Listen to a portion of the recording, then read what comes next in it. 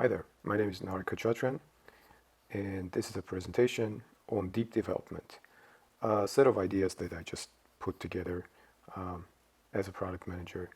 Um, this is not specifically a detailed product management framework, but rather a more holistic approach to how um, a work should be organized in IT company, at least the way I see it. So, uh, quick story about sort of an inspiration or two inspirations um, that that were the engine behind this search for this framework.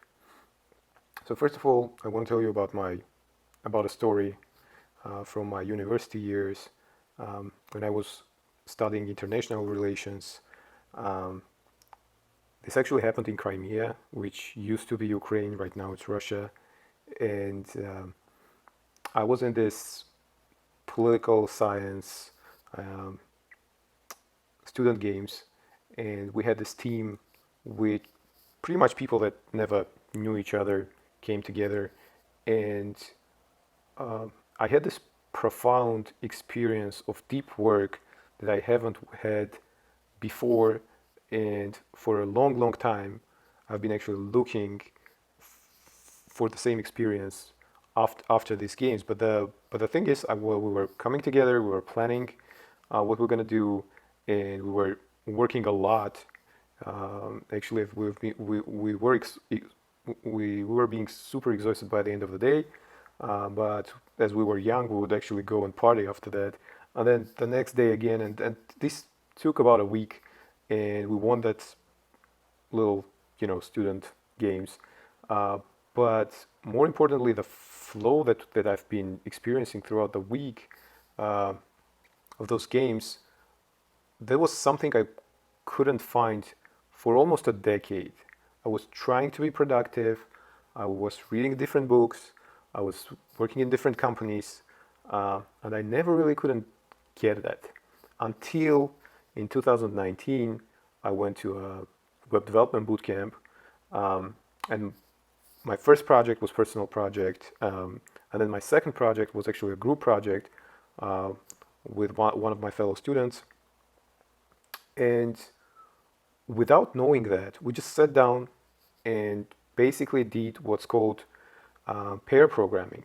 Now, we didn't know much about extreme programming framework, and we didn't know much about pair programming, but it just naturally occurred, and we just killed it with that project. While all of our colleagues, students in a boot camp were struggling, by the midweek we pretty much have done everything we planned, and basically we're improving on what we had. And by the end of every day, we were super exhausted because the level of intensity of our work was so high. But at the same time, it was so engaging because we were just getting into that flow again that I've experienced during my student years and those student games. Um, so we finished that. My third project was way weaker than the second one, and I pretty much can't get that flow. I would say until now, I've never again. These are only two times that I've experienced this deep state of flow, and and since then I'm trying to understand what was what were the factors in these two instances that caused this deep work, collective work, and not for a couple of hours, but actually for both times it was for about a week. So I've been doing my research, and the research for this specific framework for deep work, I've read a lot of books. I've been in Buddhist temple doing more than a week of meditation for 12 days in 12 hours in a day, and all kind of just personal reflections and all kinds of experiences. But these five are the most probably influential. These are basically three books, one company that I worked for, and one course that I took in Udemy. Uh, Influenced, I would say, the most um, my thinking and ideas in this framework. So the discipline of teams, a book that's in many is included in many MBA programs. Sprint by Jake Knapp from Google Ventures, basically amazing, well-known book in product management. Not specifically day-to-day product management book, but it's definitely it is both influenced by product management frameworks, and it has influenced a lot of product management after its release. The second book by the same authors actually is Make Time. It's a personal productivity book, which I highly recommend everyone reading. Um, Mastery Coding, a company that I interned right after as a front end developer right after I graduated um, from my boot camp. Amazing company startup that pretty much like three developers have built this incredibly complex and powerful software um, for schools to teach coding, and it's basically been developed by three people. One of them was more like a manager and pretty much helping all of both, but basically there was front end developer and back end developer that figured that out and built it. And finally, the Udemy course. I constantly forget the instructors' names, but amazing product management Udemy course that I took right before starting my first job as a product manager. So let's first identify problems, and there are many problems, but I think there are two problems that I'm going to discuss that are destroying productivity and destroying basically and making people anxious and companies, and then destroying companies as a result of that. First one is busy bandwagon. So it's basically when you're keeping yourself busy but not accomplishing much, and this is serious problem for in any society at this point, and before, by the way. It's not a new problem. It's basically a psychological insurance policy that if you work a lot, then you're going to accomplish more. But that's of course not true unless you're working intentionally. You're just doing a lot of work that doesn't need to be done, and just you're just doing the wrong things. A few things that actually contribute to busy bandwagon. One of them is many responsibilities. So if someone is doing 100 things, it's very easy to be swollen into this busy bandwagon situation. Another one is broken communication. So there have been days that I've been actually communicating most of the time, and if the communication is broken in the company, and there are all kinds of different divisions and departments and all kinds of stuff, and to get something done, you need to contact someone, which will contact someone else, and so on and so forth. That just delays the work that can be done in 5 minutes. I literally have seen situations when something can be done in 5 minutes, but actually takes more than a week to be done, just because of broken communication. Um, and finally, long-term goals. Long-term goals are bad. If you only have long-term goals are good when you break it down into smaller goals. But when you only have long-term goals, you're basically confusing your employees, or if you are setting those goals for yourself, you're confusing yourself, because your brain doesn't understand long-term goals. Um, it wants instant reward, instant punishment to understand what it's doing right or wrong. The second problem is infinity pool. Again, this is something Knapp and Zeratsky. I took from Knapp and Zeratsky's Make Time. But pretty much anyone is familiar with infinity pool. It's something that distracts you all the time. Now, there are a lot of infinity pools out there, but something that's relatively new and destroying societies right now is our recommendational algorithms. Now, why am I not saying um, social networks, but recommendational algorithms? Because recommendational algorithms are the elements that actually hack subconsciousness and just provide that instant reward and basically draw attention of people. And by because employees are people, they're pretty much basically destroying companies and startups and making them less effective. Um, so if you think this is not a big problem, I really, really recommend you to watch um, a movie, the documentary called, um, what's it called? The Social Dilemma. Uh, yeah, so I really recommend you watch it to understand the scope of the problem. So individuals and as a result companies are bombarded with busy bandwagon, an old problem and a relatively new problem, an infinity pool, and this holistic approach to IT product team management is basically addressing these issues. So elements of deep development. Um, as you see in the center of it is team. Humans are social creatures. They are not built to work in cubicles. They are not to build. They are not built to work on their own. Even though some people, certain, I would say, not even temperaments, um, but yeah, let's put it that. Let's leave it at that. Certain temperaments, very minor portion of people society can actually work in that way. But most people get distracted, and most people uh, are not performing their best when working on their own, or even under pressure, or if it's the opposite spectrum of uh, micromanagement. So team is the solution. I'm going to tell why it's the solution. The other elements are sort of more supportive, a right environment, a discipline in the right way. Again, I'm going to talk about that. Clarity, and finally, we're going to talk about something that's agile, is about customer driven IT teams. Um, Now, let's start with teams, as I believe that's the most important part of this um, of deep work, deep development. Humans perform the best when they work in teams. That's something I've experienced.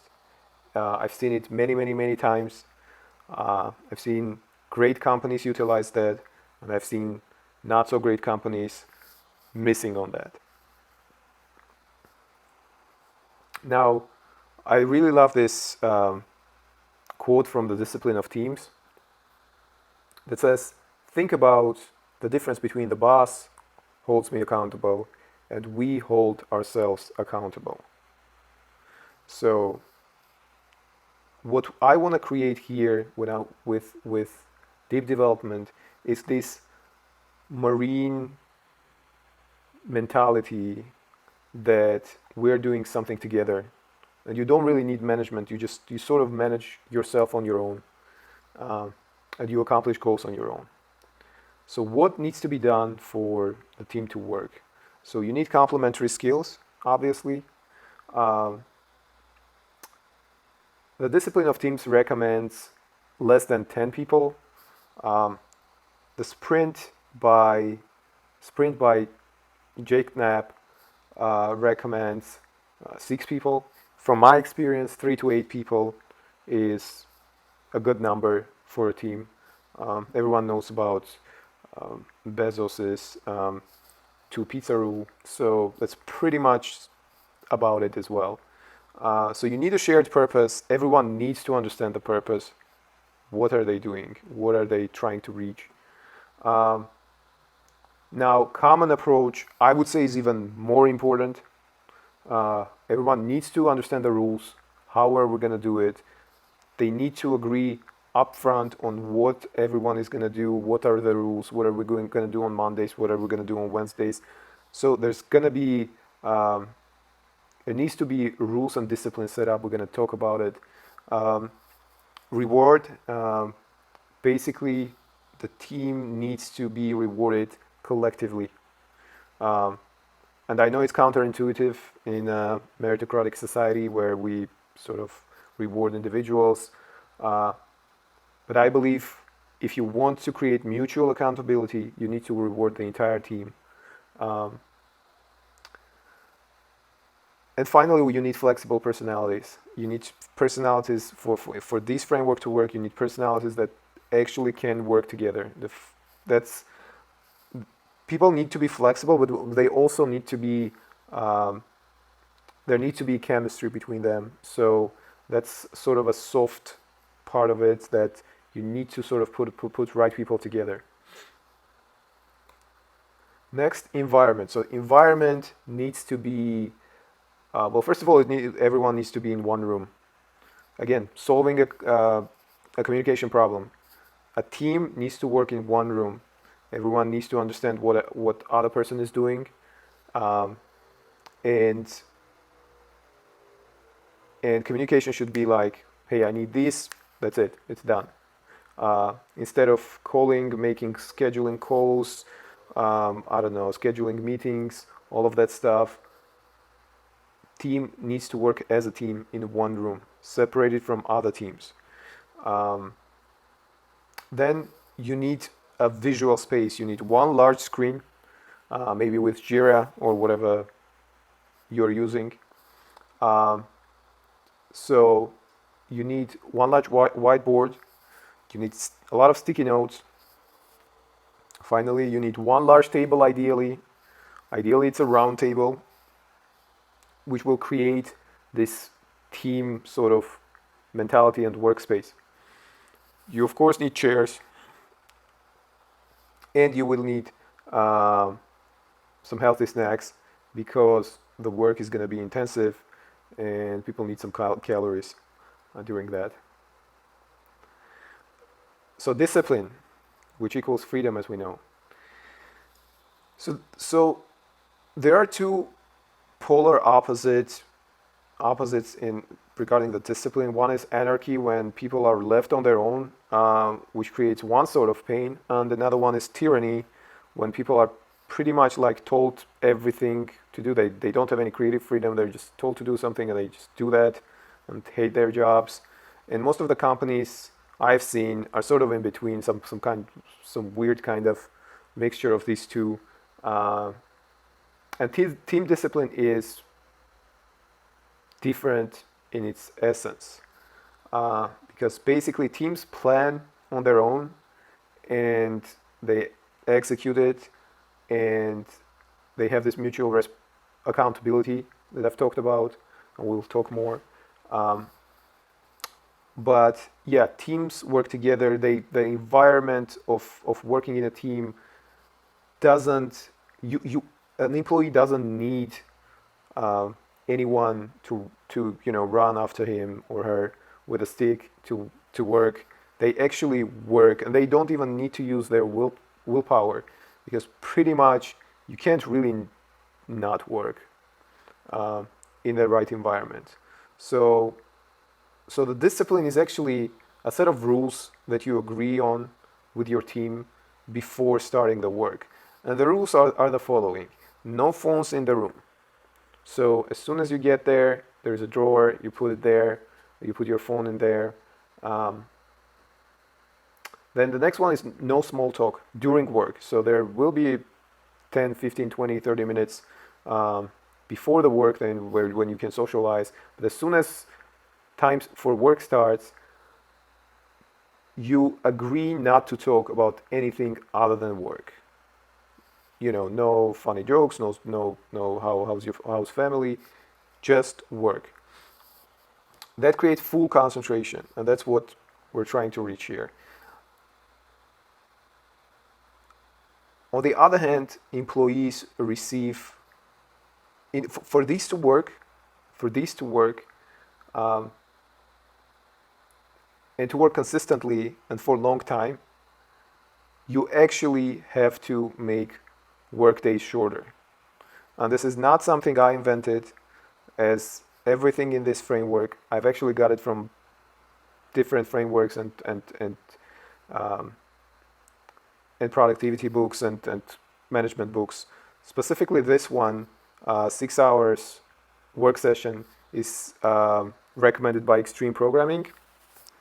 and it is recommended by Sprint, book that I mentioned in the beginning. So both of them recommend about 6 hours. Some extreme programming framework go as far as having 4 hour day framework, but 2 3 hour sessions a day, in my opinion, is perfect for deep, intensive work. 2 3 hour work sessions separated by 1 hour of break. Um, so next one, clarity. Um, so you want your goals to be crystal clear, and in fact, the team needs to have a goal in front of them. They need to have a general goal, and they need for the product. What are we trying to reach? What are we trying to accomplish? And they need to have, even more importantly, weekly goals. So it should be written on the large whiteboard in front of them, and should be there all the time. Next, you want small wins. So every day, every work session, they need to set up a goal for themselves and work on them. They need to declare it loudly, write it on a note, and put it on the whiteboard. This kind of approach creates a chain of small wins, and that actually creates this desire for employees to come back every morning and to work. So it's not something they have to force themselves doing, but actually will start enjoying after a few days or a week or two. They're gonna actually start enjoying working because every day they accomplish something meaningful. And finally, narrow scope. So a team needs to be concentrated on something very specific, not 10 things, in one sprint, but one specific goal, one pain point, one customer pain point should be solved every week. So the entire team needs to be concentrated on that goal of solving one pain point for the customer. Um, Finally, yeah, on the whiteboard you would have customer journey. There's a great framework to build that with the entire team, and then have it in front of you all the time. Um, on whiteboard you will have weekly goals, daily goals, um, even session goals, and then finally you will have customer pains, specifically those that you're working on at the moment. Um, on the screen you will have your product management board. For example, it can be Jira board. Um, you will have your daily goals, and you will have a clock. This is very important, so people know when the session ends and can plan accordingly. And finally, something that most product managers would talk about exclusively, but I've left it as the last one, but not the least, customer. So almost every IT company says that they have agile approach. Almost none of them actually have agile approach. Almost all of them say that they are customer driven. Almost none of them, from what I've seen, actually are customer driven. So customer driven means that the CEO of the product is the customer. Okay? Customer directs the vector of product development. Interpretation of customer's direction is decentralized. So every specialist actually, on their own level, on their own dimension, interpret the direction that customer has given. And that includes the CEO and CTO and director and VP of products and product managers and developers and designers and so on. But everyone basically is in the business of interpreting the signals that they receive from customers from the market.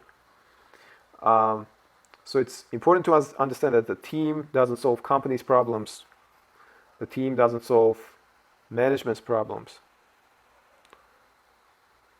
which unfortunately is often the case in many companies. The team solves customers' problems. And there are very few companies that do that. Many declare that they do, but most of them don't. On the right, there is a sort of metaphor for this approach. Voyager 2 uh, visualization created by NASA.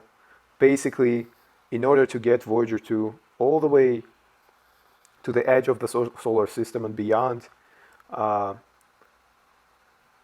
NASA engineers, NASA scientists basically realized that they need to use the energy of the planets that Voyager will be passing by. So they have designed Voyager and its course in a way that it approaches each planet and then uses its and then uses their gravitational pull uh, to sort of catapult it further towards the edge of the solar system. And that's exactly the way product teams need to use uh, customers' feedback. They need to use that to catapult to the next sprint and the next sprint and the next sprint. But it should be done one at a time, one pain point at a time. And if you do that every week, there is just there are incredible things that can be done in software engineering and web development. So imagine you come to work at 9:30 a.m. and socialize, maybe 9:45, whatever amount of time you need to socialize and feel good. Then you put your phone in a drawer. At 10 a.m., deep work starts. You know the rules and every procedure. There is no ambiguity or opportunity for mismanagement because there's really no management. The team itself is it are managing themselves. Um, you decide what you're going to do for the next 3 hours, and you get to work. You get in a flow state. You work. You accomplish something because you've planned something that could be accomplished in those 3 hours. Then you take an hour break and repeat the same thing again, a 3 hour session.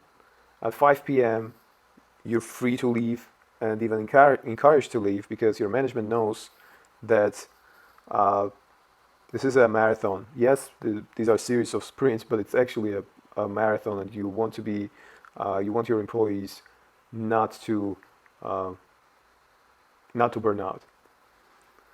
So every day you accomplish something meaningful. Every week the team improves the product.